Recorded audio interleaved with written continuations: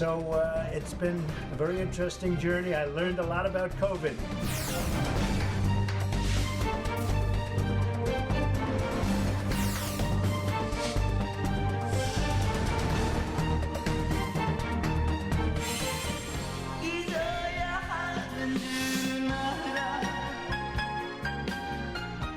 분명히 이 코로나를 이겨낼 수 있고요.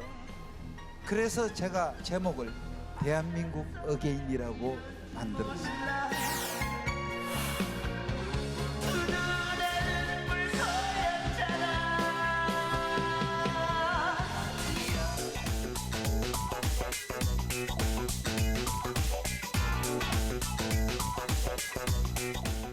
네, 트럼프 미국 대통령의 코로나 확진 소식은 미국민은 물론 전 세계도 깜짝 놀라게 했습니다. 국내 코로나는 이번 주가 재확산의 기로가 될 전망입니다. 최영일 시사평론가 손정혜 변호사와 함께 자세히 짚어봅니다. 안녕하십니까? 안녕하세요. 안녕하세요.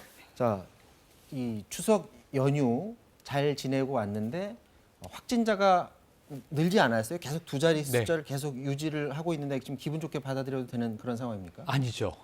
지켜봐야 됩니다. 조금 더 지켜봐야 되죠. 지금 나오고 있는 추이는 지금 이제 연휴 초반 추이일 수는 있지만 연휴가 이제 어제 끝난 거고요. 네. 오늘 일상으로 돌아와서 방역 당국의 이야기는 이 잠복기를 감안한다면 적어도 이번 주 중반부터 한 8일이나 9일부터 네. 다음 주까지 나오는 수치를 우리가 예의주시해야 과연 우리가 연휴를 잘 보냈는지 아닌지 알 수 있다는 겁니다. 다행히 이제 장기적인 추이를 보면요. 8월에는 폭증했었지 않습니까? 네. 441명까지 갔었고 300명대, 200명대가 나왔는데 9월 들어와서는 9월 6일부터 9월 19일까지 두 주간을 보면 전국 평균이 66.5명쯤 나왔습니다. 네. 두 자릿수였고요. 수도권에 몰려 있었죠. 51.8명 정도. 그런데 이게 그 이전에 두 주치 121명에 비해서 많이 떨어진 거였어요. 이게 지금 유지되고 있는 상황으로 보여집니다. 하지만 이 연휴 기간에 검사 수는 감소해 있습니다. 우리가 주말마다 검사 수가 낮아지기 때문에 월요일 발표는 우선은 좀 참고로 하고 화요일부터 보는 경향이 있었는데요. 네. 이번에도 마찬가지로 연휴가 어제 끝났으니까 네. 이번 주 8, 9일부터의 숫자를 주목해야 될 것 같습니다. 그때 보면 다시 늘어날지 네. 아니면 이 추세가 이어질지 알 수 있다. 맞습니다. 그 말씀인 것 같고요. 네.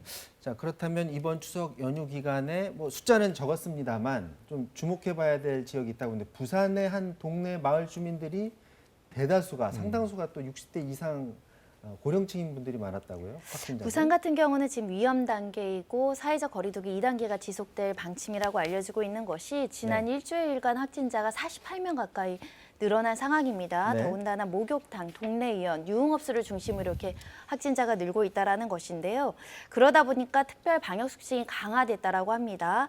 18개 공원은 이제 10월 5일부터 이제 폐쇄가 됐다라고 하고요. 네. 또 유치원, 초중, 고교도 이제 학교를 가지 못하고 원격 수업으로 전환을 했다라는 것이고, 만덕동 소재 일반 음식점 같은 곳들, 그리고 제과점에 대해서는 집합 제한 조치가 실시된다라고 하는 것인데, 일단 감염 지수, 재생산 지수가 1을 넘었다는 것이고요. 고령 인구 확진자도 높은 편이어서 위험 단계이다 이렇게 평가할 수 있습니다.